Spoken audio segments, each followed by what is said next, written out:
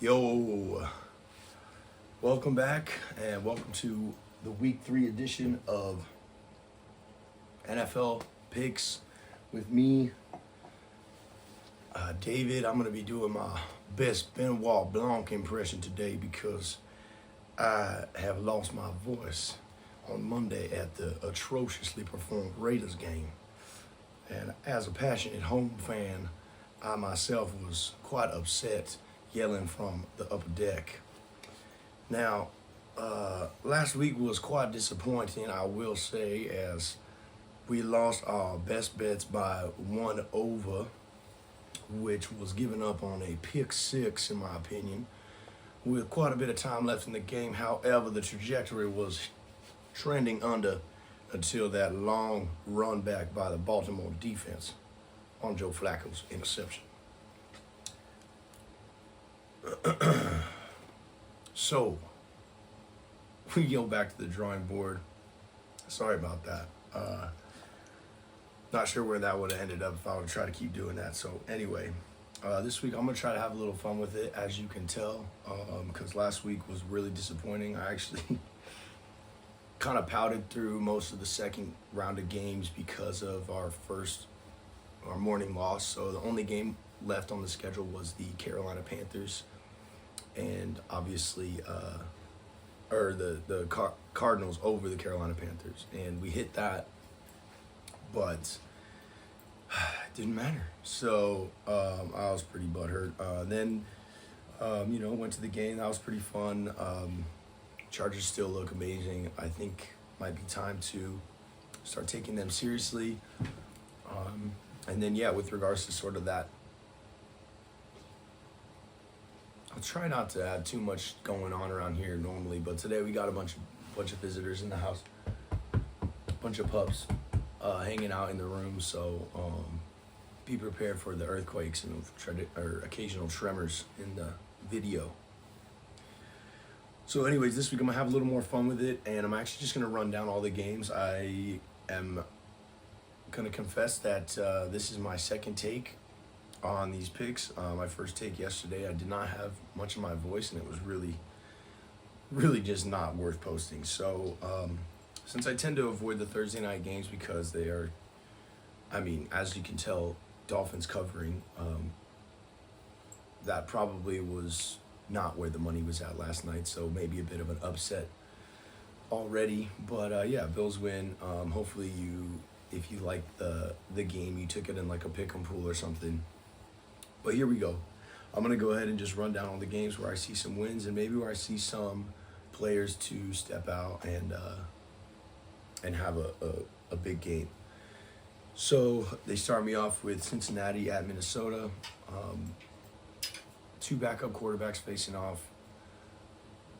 Browning might have the upper hand because he's played more recently. When Carson Wentz, I don't think, has played in like 2 seasons or something. Vikings shouldn't miss too much of a beat with Wentz, though, because McCarthy wasn't really a suitable quarterback. However, 5.5 points for Minnesota over the Bengals. I just don't know if they're going to cover the 5.5. If I had to go, I'd take Cincinnati plus. Maybe I'd buy 1.5 or buy it to 7 if I could, but 6.5 would even probably make me comfortable enough to bet the Bengals plus the points. And then in this game, I feel like if there's anybody that's going to go off, it's going to be that sort of contract battle between Ja'Marr Chase and Justin Jefferson. And I think I would go Chase to get the upper hand because I think the Bengals had more sort of ability to prepare for feeding him and using him to get Browning some relief. So next up, make sure you snag Chase, even though Browning is the quarterback. As far as depth goes, I don't know if both Chase and Higgins are going to be able to go off every week, though. Next, Indianapolis at Tennessee. Indianapolis money line would be my only play in this game, other than one I'll give you later. I think this game's going to be close, and I think it's going to be I don't think there's going to be a ton of scoring. Next, Atlanta at Carolina. I would stay away from this game because it's division.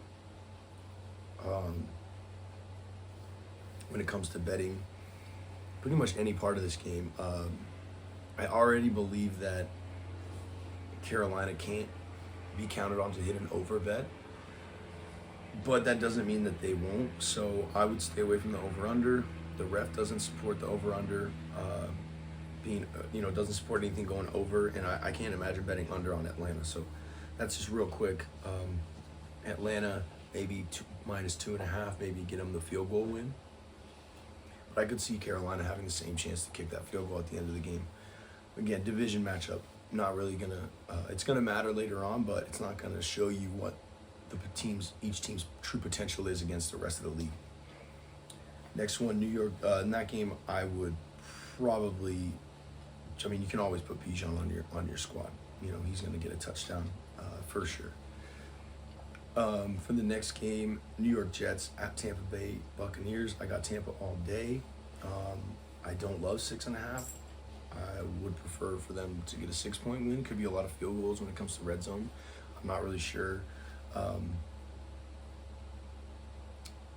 not really sure where the belief in the Jets is that they can keep the line under 7, but I believe that when it's set this way, that it's probably likely that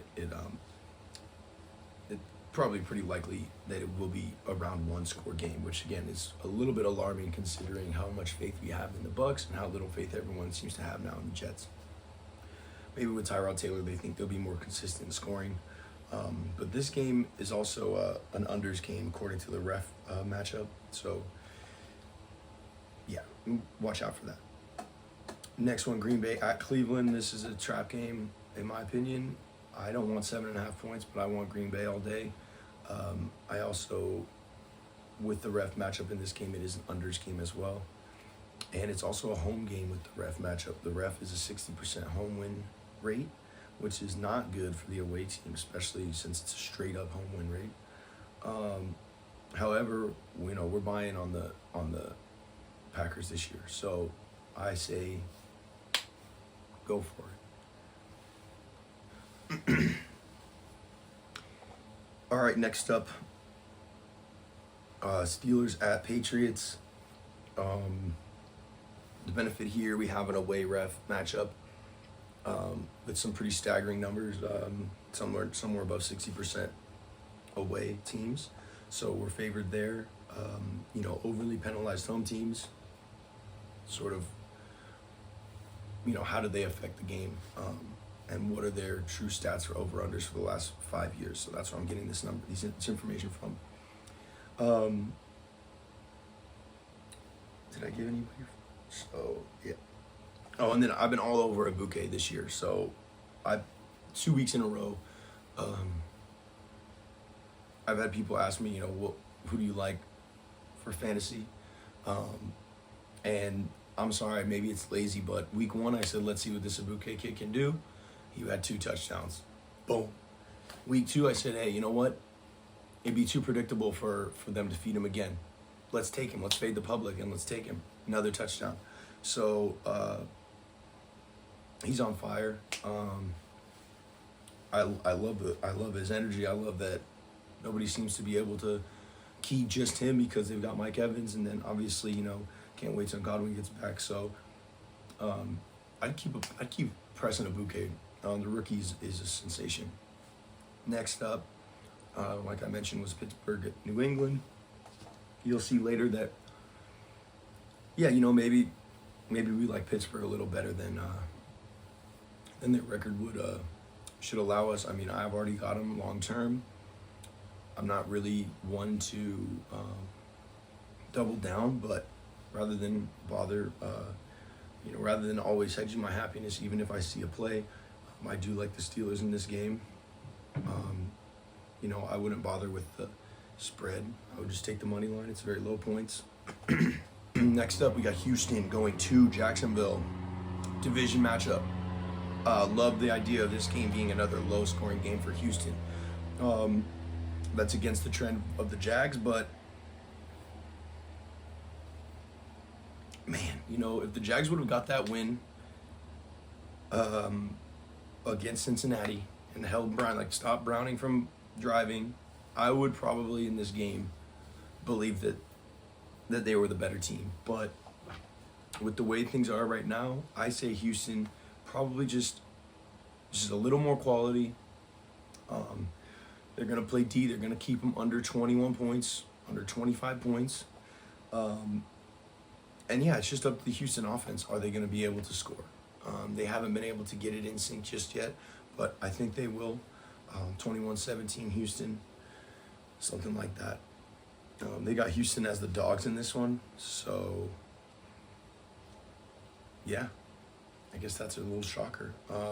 You'll see that later. I mean, I'm on the under here, but we'll go back through those main picks on the second half of this. Let's go 10 a.m. Rams at the Eagles. People like the Rams in this game. Maybe I like the idea of the Rams keeping it within a field goal, but when you're talking about can Philly eat the clock in the fourth quarter and kick the game winner, yes, they can. They can run on anybody in the league right now. So even though their games haven't been super pretty, they've been very well managed and they've been in control. So I see them doing the same thing. And even if Stafford is able to gunsling it out there in the, I'm sure, beautiful weather in Philly on a Sunday morning or Sunday afternoon, he can keep it close. But again, anything under 6 minutes, I think Philly can sustain that 4.5, 5 minute drive to really make it, 3 shots and you're out sort of thing for the Rams. If they leave, Stafford with 4 minutes, I could see Stafford being the kind of guy that scores in 2 minutes and then leaves Philly too much time. So I think there's a lot of ways where Philly ends up with the ball last and they just have too much strength to be stopped on their march down the field for the win. Final from the 10 a.m. window, Las Vegas Raiders going to the Commanders. I started off this game preseason as a Commanders win. Raiders were on the auto fade. Raiders put up a pretty good performance against, the Patriots. And next thing I know, I'm like afraid to bet against them. Well, they played like shit on Monday. I can speak firsthand to that. They were forced to pass like quadruple coverage because they only have 1.5 targets to pass to, the half being running back probably, after Brock Bowers. So, I don't like the Raiders in this game. Unfortunately, the Commanders have given me a lot to think about and a lot of doubt. I know they are coming off 10 days of rest, so that's going to give them a little bit of a benefit, but at this point they're still holding out whether Jaden Daniels will be starting, and that seems to be a big factor people are all hyped about. I think it could be an overrated factor. I think that if Mariota can run for, honestly, I don't, you don't have to spy him, so he might have more opportunities to sneak out. And I wouldn't be surprised if he rushed for 40 yards. He's not going to rush for 65 or 40 yards on one play like Jaden Daniels, but most of those plays where Jaden Daniels is scrambling for an extended period of time and runs for a really long time, he only needed to get 12, 13, 15, maximum 10, 8, 7 yards to get the first down. So he's getting 35 yards on these carries, but he only needs 12. So I could see Mariota doing the exact thing that the Commanders need to keep drives alive. Maybe he's not going to put him in the red zone off a random scramble, but I think he'll get the first down, get out of bounds, slide, whatever he's got to do. And again, I think that like Lattimore was getting picked on by the Packers, and I just don't see the Raiders having anybody that can make the DBs in Washington as uncomfortable as the Packers did. So especially maybe Jordan Love has like more of a fear factor than Geno Smith a little bit when he's at quarterback. So yeah, I'm really disappointed in how the Commanders showed up on Thursday night, and it gives me pause to pick them in the future. But I think at this point I have to stick with the Commanders money line over the Raiders. I don't love the hook there. So if you got to take the Commanders with the spread, try to buy the hook, take them at -3, give them that cushion to kick the field goal and get you your money back, because it could be close coming down the stretch. And you know, again, it could be a situation where you've got one missed PAT and the Raiders don't. So you win the field goal and you win by 2. So watch out for those type of games where it may not make sense because it happens in the first quarter, but 1 point swing is going to be the difference in that hook or that bet. So it's a lot of times better to just take the money line. All right, rambling. Next, we got the afternoon games: Chargers, Broncos. Chargers are hot right now. I like the Chargers. I don't like this spread. I think the fact that it's under 3 before the game kicks is means that they're afraid of people taking Denver +3. So they think that it's going to be close, and it is a division game, but they're in LA. Yeah, Denver travels great ever since they won that Super Bowl. Denver's been traveling all over the world for games. So it will be a lot of orange there in LA, but I got to ride the hot hand on this one. I got Chargers money line. Game might be an over game. Chargers might have to take control, do a little more scoring than they did against the Raiders to win that game. And did I see anybody on the Chargers that I would want? You know, maybe that's a game where you take that. Yeah, I mean, I'm just giving the favorites, but McConkey is going to probably, Lab McConkey or whatever his name is probably going to be able to find some holes in there because Denver does have great corners. So try to find the weakness in the middle. Yeah, maybe find some matchups in there with the undersized, quick guy, and he has a good game. I like Seattle. I don't like 7.5. In fact, if I had to buy it with 7.5 and I couldn't buy it down to 6 or 6.5, I would probably take the Saints because I think all their games have been one-score games. So if I had to take someone with the spread, I would take the Saints, but I like Seattle to get the win here at home. Again, by 2 field goals maybe. Cardinals at Niners, -2.5 to the Niners. Even with the backup, I'm sticking with the home team. And again, in this one, it's money line. So we've got the favorite there. Looks like the only dog on the board right now is Houston. And then here's one for you. So obviously we're going to Chicago with the Cowboys. This spread's super close. They seem to think that Chicago's gonna show up. Let's go with the over there. Let's assume that the Giants are, with Russ playing like that, let's say the Giants are better than the Bears. And let's say Chicago, you could take the spread there. And then next game is going to be a fun one because I got, with the 6.5 points, if you can get it to 7.5, 8, I would love to take the Giants in this one, plus the points. I'm just excited to possibly see the Chiefs sort of have to change course, figure out something else to do to win. Can't wait. Instead of just magic man. Because if you know me, I've been talking about that man's style of play for a long time, and right now it's hilarious when he has to do it with no one to throw to or whatever, because he just looks like he's running around like a chicken with his head cut off, which he's always looked like. But, you know, we've always been able to see him, like, throw a behind-the-head pass before he gets hit and get a 60-yard gain or whatever the fuck he does. Not a fan of Mahomes' magic. All right. And Monday night, Baltimore at home, -5.5. -4.5. It opened at 5.5. So everyone is on the Lions. I like that for everyone. I would probably envision a field goal victory in this game as well. But we might find ourselves, and we're talking about this with the Packers too, myself and the Brain Trust the guys, the guys that don't ask questions, the guys that know answers. So he's been talking, and it's like, is it time to just jump on the Packers bandwagon right now and just start? I mean, I'm already on it, but is it time to just start betting them against the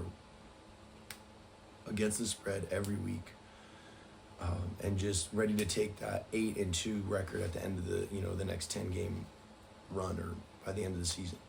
And we're like, yeah, I think so. The only thing I would say is it's kind of a tough week to start that. They've set us up for success. They've made us confident, but this is a trap game, so watch out. But moving forward, the Packers will be one of those teams where I'll want to bet them a lot against the spread, and then same thing with the Ravens, but not this week. Moving forward, it'll be something we can do, but this week, not so much.